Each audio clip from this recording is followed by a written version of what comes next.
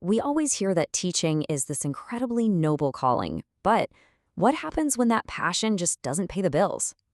Well, today we're going to dive into the key ideas from Rich Teacher, Poor Teacher, a book that really challenges how educators think about their jobs and, more importantly, their bank accounts.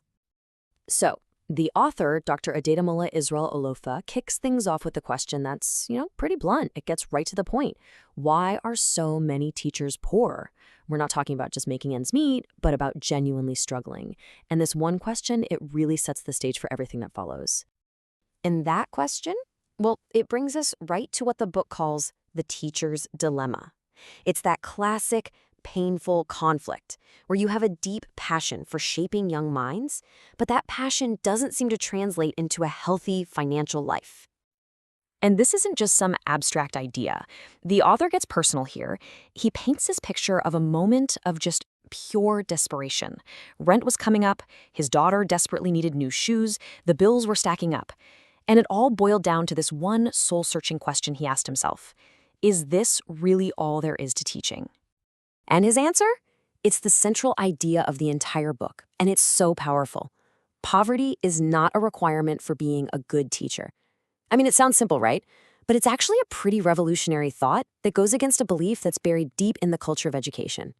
Okay, so if being poor isn't part of the job description, then what is holding so many educators back? The book argues that the real difference isn't the number on your paycheck. It's all about your mindset.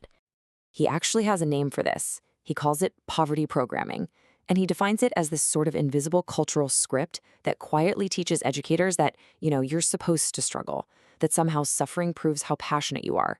It's this crazy idea that if you ask for more money, it means you must care less about the kids. And you can really see how these two mindsets play out here. A poor teacher might think, well, this is as good as it gets. But a rich teacher, they see their current job as a launch pad. When it comes to money, one person feels totally underpaid and stuck, while the other is actively looking for ways to create more value. It's the huge difference between saying, oh, I'm just a teacher, and saying, I am an educator, I'm a leader, I'm a brand. All right, so how do you actually make that shift? The book says it all starts by completely reframing how you see yourself. You have to stop thinking like an employee who just clocks in and out and start thinking of your career as your own personal enterprise. This whole enterprise mindset really boils down to 3 core beliefs you have to adopt. Number 1, I have expertise that people would absolutely pay for. Number 2, I solve a very specific problem in the world. And number 3, I can take what I know, package it up, and sell it. Once you've got that enterprise mindset locked in, the next piece of the puzzle is building multiple streams of income. This is where you start to see your salary not as the absolute limit, the ceiling on what you can earn, but as the seed you can use to grow something bigger. So, what does this actually look like in the real world? Let's get practical. Say your specialty is early childhood literacy. You could take all that incredible knowledge and package it into a phonics course or an ebook specifically for parents. Boom, you're reaching a whole new audience. Okay, another one. Let's say you're a science teacher. You're all about STEM. Well, you could monetize that expertise by running awesome weekend science boot camps for kids, or maybe even create virtual labs that other schools or homeschooling parents could buy. And here's a super common one, exam coaching. But instead of just tutoring by the hour, think bigger. You could package and sell solution guides for past exams. That's your product. And then you can offer premium one-on-one coaching as an upsell. See? You're creating a product and a service. And look, this isn't just some abstract idea. There are actual tools out there to make this happen.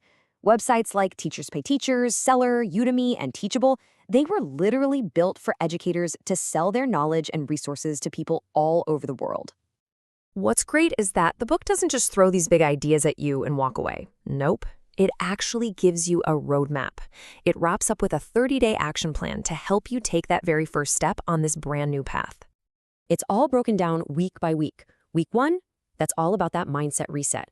Week 2 is where you start making tangible money moves. In week 3, you channel that enterprise energy into building your very first product or service. And week 4 is all about building momentum, so this thing actually lasts. So we're going to leave you with the one question that really sums up this whole philosophy. It's a thought for you to take with you. What if your salary really was just the beginning? What if it was the seed that you could use to grow something so much bigger?